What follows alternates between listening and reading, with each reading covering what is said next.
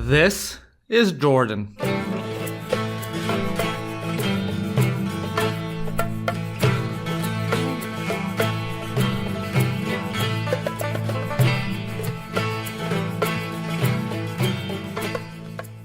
Situated in the heart of the Middle East, it borders 5 other countries. It is one of the most well-preserved and fascinating countries in the region, known for its numerous archaeological sites, mesmerizing landscapes, and greatest animal humanity has ever had the pleasure to domesticate, the camel. To its south lies everyone's favorite oil-guzzling, infidel-beheading, public execution petrol state, Saudi Arabia. To its east, America's favorite bomb-testing grounds, Iraq. To its north, Russia's favorite bomb-testing grounds, Syria. And to its west, the most peaceful and uncontroversial place on earth, Israel and Palestine. There was still one shithole left to fix. The Middle Earth. Jordan has a rapidly growing population of around 11 million, while its capital and largest city, Amman, hosts almost half the population, with it being the home of around 4 million Jordanians. The second largest is Zarqa, with 735,000, and Irbid, with 582,000. Much like the majority of the countries in the world, Jordan has been inhabited since before the Serbs built the pyramids, aka the Stone Age. In ancient times, the territories of today's nation slowly started to become more populated by new settlers as the country was situated on important trade routes between ancient civilizations of Egypt, Syria, and Mesopotamia. Throughout the Iron Age, despite the Egyptian pharaohs' best efforts to subdue any and all Hebrew nonsense, numerous Semitic kingdoms sprouted up in Jordan and fought many wars against neighboring kingdoms of Israel and Judah. After the conquests of Alexander the Great and the subsequent fall of the Macedonian Empire, Jordan became a disputed area amongst his successors and boasted a diverse population of Jews, Greeks, Nabothians, and Arabs. As the conflict of succession escalated, the Nabothians established a powerful kingdom in the south of the country, seizing the most lucrative trade routes, which helped them in amassing incredible wealth. Under their rule, many of Jordan's most famous landmarks came into existence, such as the sacred city of Petra, which served as their capital. Soon after, the region fell under the Romans. Under their rule, Christianity was introduced and many important events in the Christian canon took place throughout the country.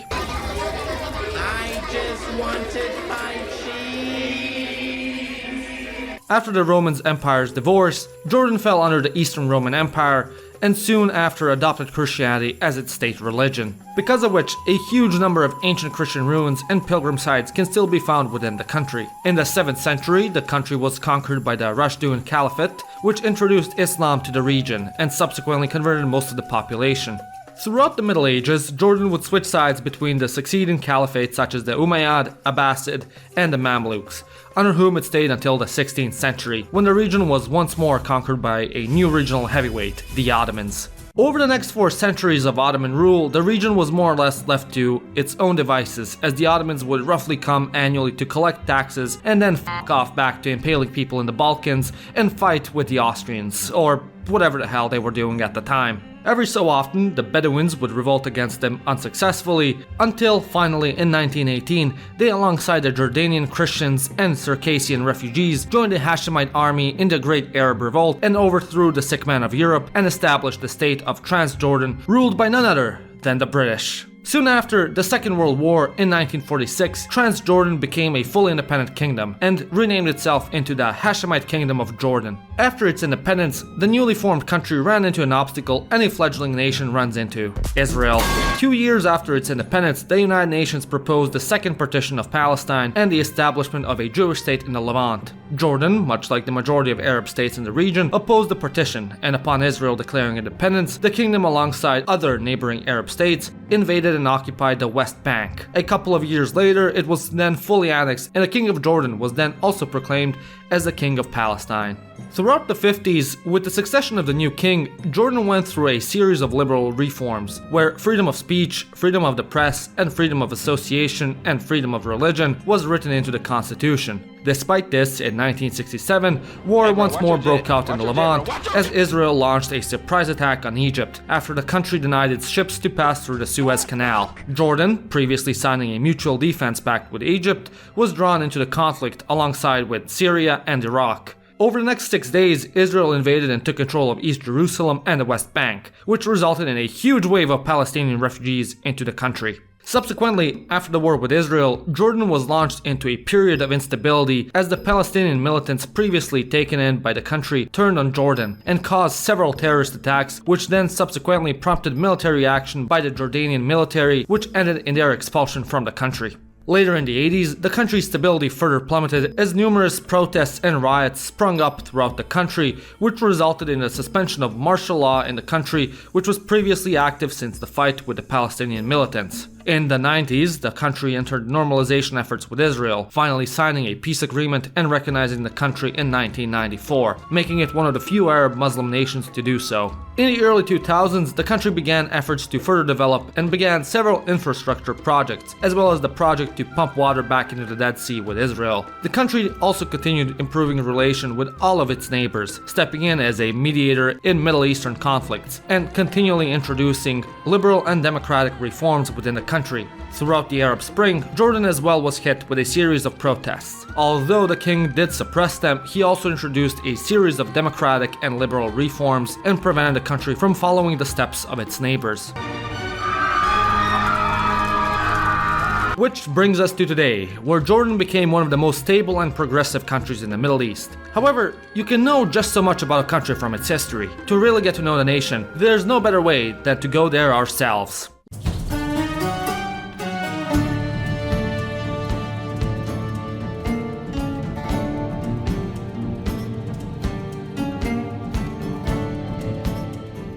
Lying on the border with Gen Z's most detested country and the Red Sea stands our first stop, Aqaba. Boasting a population of around 188,000, it is the largest settlement on the Gulf of Aqaba, which aptly carries the same name as the town. Despite its initial look, Aqaba has been inhabited since before the Romans. However, the city only really started to gain importance in the Middle Ages, as the city became a huge commerce hub in the trade of spices between the Arab world and India. During the Crusades, the city was caught in the crosshairs between the Arabs and the Crusaders, which ended up devastating the local economy and trade, which resulted in the city being relegated to a simple fishing settlement. Today, however, the city has become one of Jordan's most popular tourist sites, boasting a variety of villas and resorts by the seaside. Although not as rich and developed as the neighboring resort town of Eilat in Israel, it is nonetheless a charming town with a unique atmosphere. I swear, just by walking up and down its streets and the suburbs, I felt like I was playing Counter-Strike, but without some boosted Russian baboon yelling at me,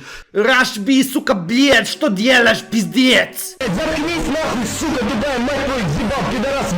Nevertheless, the city is best known for its marine life. Being so close to the sea, it's no surprise that Aqaba's most popular activities include snorkeling and scuba diving. And with the sea this clear, who wouldn't want to plunge themselves into the water and swim with the fishes? With that said, the Gulf of Aqaba is a vast and diverse marine habitat with over 500 species of fish such as groupers, lionfish, bannerfish, moray eels, and tons of other colorful tropical species. For about 12 euros, you can go snorkeling in these coral reefs and have a great time. And if you're looking for something a bit more serious, you can go scuba diving starting from 46 euros. All in all, I had a great time snorkeling, even though I would choke on my spit and seawater every 2 minutes. Moving on, we head up north to Jordan's crown jewel, and most likely the only reason you know about this country, Petra. Not too far from the quaint town of Wadi Musa, hidden between the rocks, lies one of the world's greatest wonders, the ancient hidden city of Petra. The beginning of this desert treasure dates back to the biblical times, when a wandering group of nomads, known at the time as Nabothians, decided for still unknown reasons to settle in the area. As they settled, they were able to take hold of the spice trade routes between Arabia and Egypt and profit immensely out of it. As they grew richer, the Nabothians started to build complex structures out of sandstone, carve out buildings out of the surrounding cliffs and boulders, and build intricate irrigation and water storage systems that allowed them to transform the harsh desert surrounding them into a lush oasis. The citizens of Petra became extremely wealthy from these trade routes. As a result, many went a step further and hired master builders to hand carve and chisel massive detailed columns and statues in an effort to show off their wealth. The Nabothians were so successful in this process that their city, Petra, became one of the largest centers of trade and culture in the ancient world.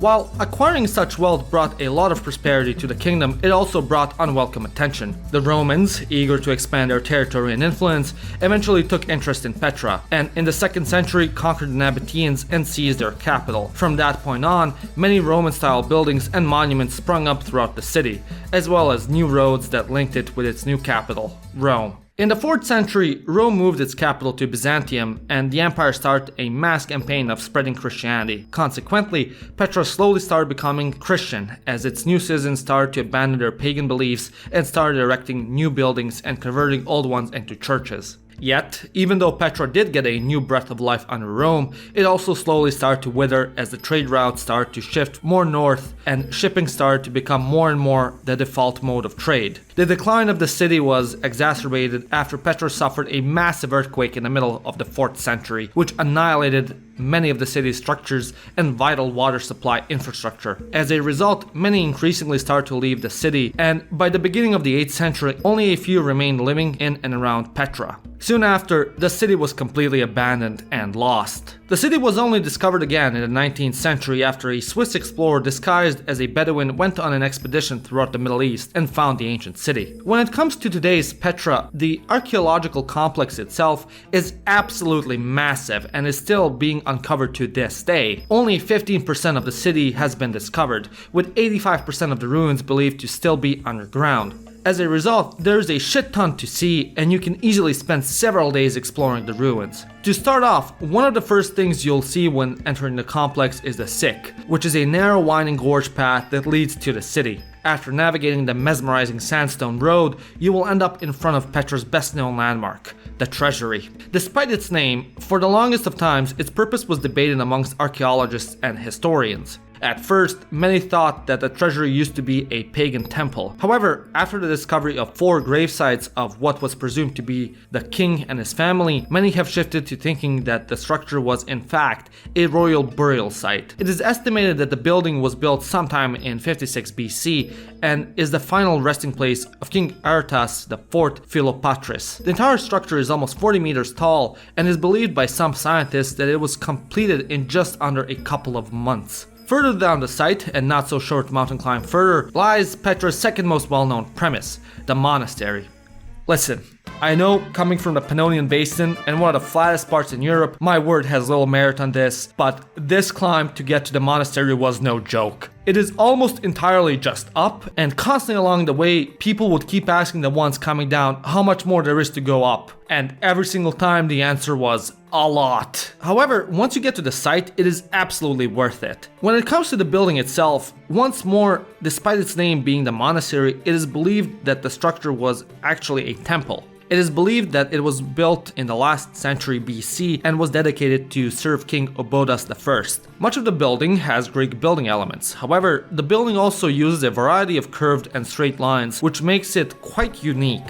After the city came under the control of the Byzantines, the temple started to get used for sacred masses, hence the name monastery. Besides that, you also have the Great Temple, which is to this day one of the biggest in Petra. Most archaeologists and historians are certain that this building was different than any other in the city, as it had a drastically different architectural style, was built in a different method, and is one of the few buildings that wasn't made out of rock. And that's just simply scratching the surface. There are so many more buildings we can talk about, and honestly, if I did, they'd warrant their own video. So if you'd like me to make a video dedicated just to Petra, please do tell me. Another thing to mention, if you wish to visit Petra, the entry fee for one day is 65 euros. To enter Jordan, the e-visa starts at 52 euros. However, if you buy the Jordan Pass, which is 91 euros, your entry into Petra is covered, alongside with 40 plus other archaeological sites, as well as your entry visa. So, if you're planning to come to Jordan, I highly recommend getting that instead.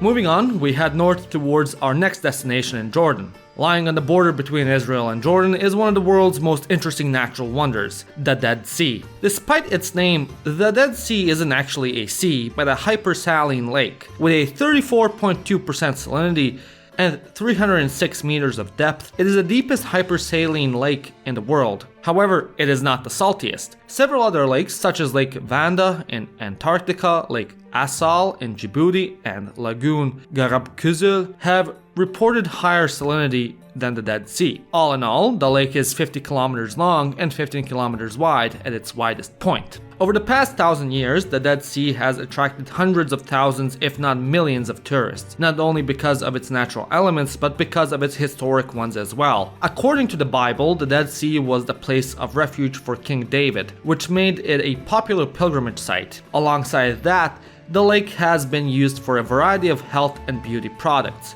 In ancient Egypt, balms for mummification were created by extracting resources from it, as well as fertilizers. Today, many brands of cosmetics use the minerals found here in their beauty products, which you can also buy in the towns nearby. Despite its impact on human culture and history, the Dead Sea has been slowly evaporating over the years. Although the water in the sea is mainly fed from the Jordan River, this has become insufficient due to climate change and increasing desert temperatures. As a result, Israel and Jordan have started several cooperative projects in building a 320-kilometer pipeline that will link the Dead Sea with the Gulf of Aqaba and slow the shrinkage. If you do get in the water, yes, the rumors are true. Everything inside is dead, and no, you cannot drown. Fun for everyone. Just beware. The showers outside charge you to wash yourself afterwards, and no, you cannot spend the rest of the day covered in salt. Trust me, I've had the same idea, and my fiance had to give me an entire speech on why that's a bad idea. Just pay for the shower, it's not that much.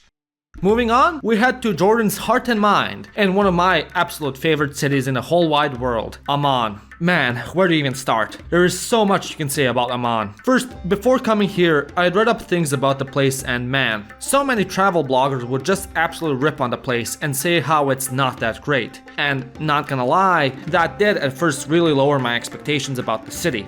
But once I came here, it was just...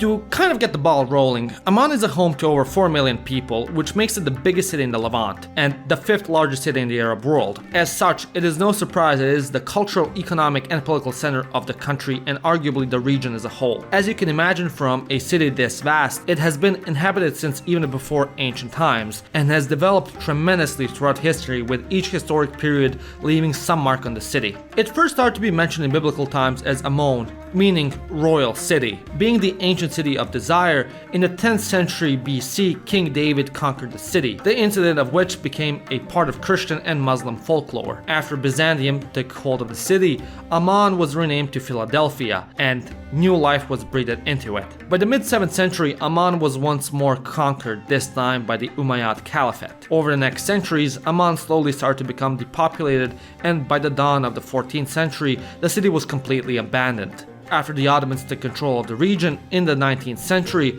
the Turks resettled the city with Circassian refugees from Russia. Since then, the city has slowly started to gain popularity until 1921, when the British partitioned the Levant and the city was made the capital of Transjordan. After Jordan gained its independence in 1946, Amman started to grow exponentially. With the subsequent wars with Israel, even more Palestinian refugees flooded to the city, which made it grow even larger. For the short time in the 1970s, Amman was the epicenter of the civil war between Palestinian guerrillas and government forces. Although the king was able to restore order, the city was severely damaged. Nevertheless, over time, Amman was restored and continued to grow into the shining gem of the Middle East it is today, becoming a huge regional trade hub and manufacturing powerhouse, responsible for producing tobacco, food products, as well as cement, paper, plastic, and textiles. Nowadays, the city is brimming with life and chaotic energy. Everyone and everything is constantly on the move. From the cars to the street vendors, the show must and keeps going on, which to many Western travelers might come off as quite intimidating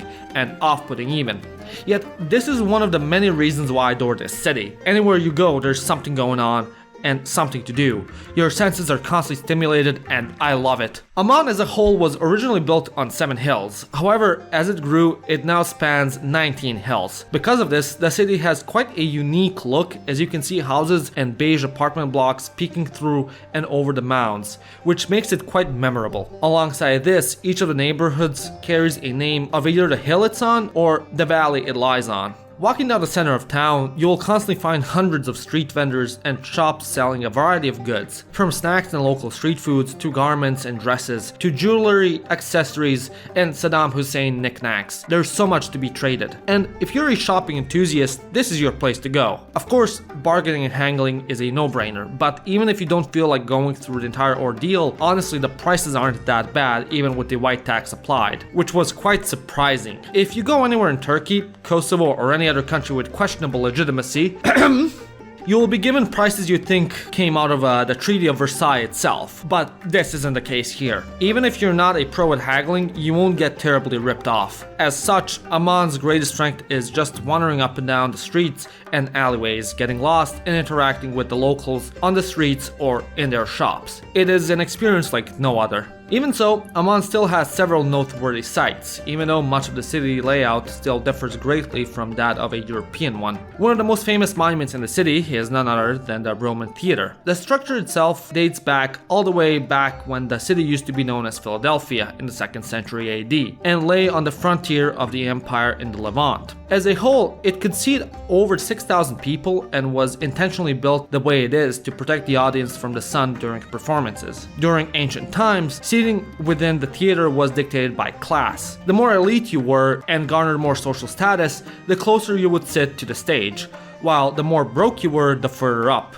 In front of the theater, you can find a row of columns which used to be colonnades which flanked one of the largest Roman forums, aka public squares in the entire empire. And what's really cool, unlike in lame-ass Europe, you can actually go to the columns and touch them and see them up close. Even though every basic white boy's favorite empire is gone, the theater is still used to this day. Numerous performances, concerts, and events are held here quite regularly. So if you're in the area, check to see what's on the repertoire. If you climb up to the hills, you will find Jordan's Archaeological Museum, which although you know I'm not a big museum fan, I found really dope. Around it you have tons of ancient ruins such as the Hand of Hercules, which was believed to ornament one of Rome's largest citadels, the Umayyad Mosque, which is believed to be built sometime in the 8th century after the Muslim conquest of the Levant, and so many others. Meanwhile, the interior of the museum showcases hundreds of artifacts excavated that date all the way back to the 15th century BC. It was quite an interesting collection, and I've only ever found similar ones in Athens, so I highly recommend it. If you ever visit, definitely go and check it out, as it too is included with the Jordan Pass. And again, Amman is just massive, and there are so many things to explore and do. The camera really doesn't do it justice, as the best way to enjoy it is with all 5 senses in person. You just have to immerse yourself in the city, and I guarantee you it won't disappoint. Last but not least, we head back south to our final destination, Wadi Rum. Laying 30 kilometers west of Aqaba is one of the world's greatest natural wonders, the magnificent Wadi Rum. Deriving its meaning from Arabic meaning Valley of the Moon, Wadi Rum is an enormous desert nature reserve the size of New York, with some of the most phenomenal landscapes on our planet. The area is characterized with red iron oxide rich sand, with enormous protruding mountains and boulders that formed over 1 billion years ago. As a result, the reserve is a plethora of mesmerizing gorges and valleys in the middle of the desert. The camera absolutely does not showcase the monolithic size of this place. It is simply unbelievable. As you can imagine, an ancient place like this has captivated visitors for millennia. As a result, throughout the gorges you will find thousands of petroglyphs and inscriptions that people have left here over the thousands of years. As a whole, there are both over 20,000 petroglyphs and 20,000 inscriptions, of which numerous date back over 12,000 years ago. It is absolutely insane. You can find inscriptions that cavemen made, as well as early Muslims who've written down quotes from the Quran in Old Arabic, and you can see them right up in person. Because this place looks like something that came out of a fantasy, it has also been the set of numerous films such as several Star Wars movies, Dune, Lawrence of Arabia, and most well known 2015's The Martian. I tell you, it feels completely surreal once you're at this place. Many men today can't stop thinking of ancient Rome. Man, I can't stop thinking about Wadi Rum, and I'm not even joking. Yet, even though Wadi Rum is so harsh and extremely scarcely populated, it is still populated nonetheless. The Valley of the Moon is still home today to many nomadic Bedouins, the majority of which live in the village of Wadi Rum. However, plenty still roam the reserve with livestock and live off the land in tents made from animal hide. As the world increasingly globalized and became more modern, the Bedouins of Wadi Rum have had to adapt and many have turned towards tourism. Thus, today many run traditional camps that are open to foreign visitors and that offer tours and expeditions throughout the desert. When my fiancée and I went there in 2022, we stayed with one such Bedouin camp known as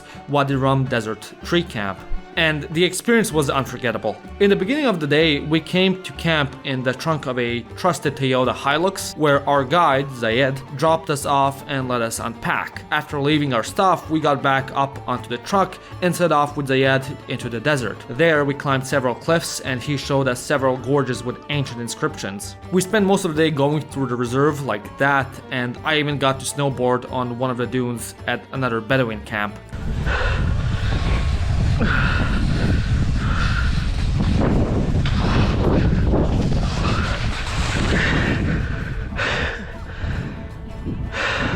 Before sunset, we went further up into the desert with Zayed, where we heard stories about the desert and about his life and family living here, while drinking traditional Bedouin tea and looking off into the sunset. As night started to fall, we then returned to camp where we joined the other members of his family and other travelers inside the main tent, where we all talked and socialized while having some more tea. While we were talking, Zayed and the other Bedouins cooked up a traditional feast by burying a chicken into the sand and baking it. After it was done, we ate it with a variety of side dishes, and it was definitely one of the best meals I've ever had. The next day, before we departed from the camp, we headed out with one of Zayed's cousins into the desert and rode camels back to their village. In these parts of the world, and in Bedouin culture, the camel is one of the most important animals. They are used for transportation, labor, and even food. Within the culture, many take the animal as a symbol for male pride. Camel racing is also one of the favorite pastimes of many here, and as a whole, the animal is extremely beloved. All in all, Wadi Rum was absolutely unforgettable, and our time at the Desert Tree Camp was the best travel experience I've ever had. I'm not sponsored by them or any government organization from Jordan, I just simply loved it that much. It was extremely reasonably priced, and if you're ever in the area or are planning to go to Jordan, I cannot recommend it enough. If you do go, give our regards to Zayed.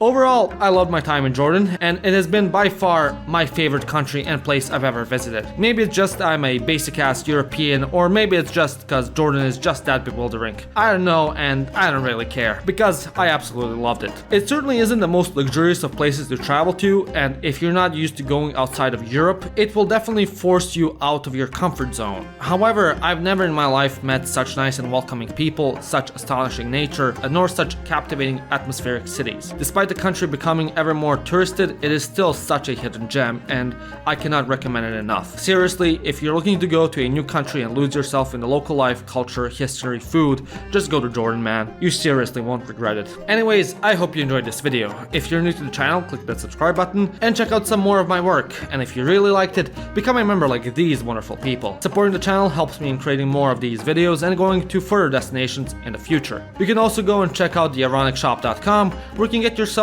a great shirt or my board game. All helps in funding the channel. But yeah, let me know your thoughts about Jordan and what country you'd like me to visit next. My name is Janos and you've watched Living Ironically in Europe.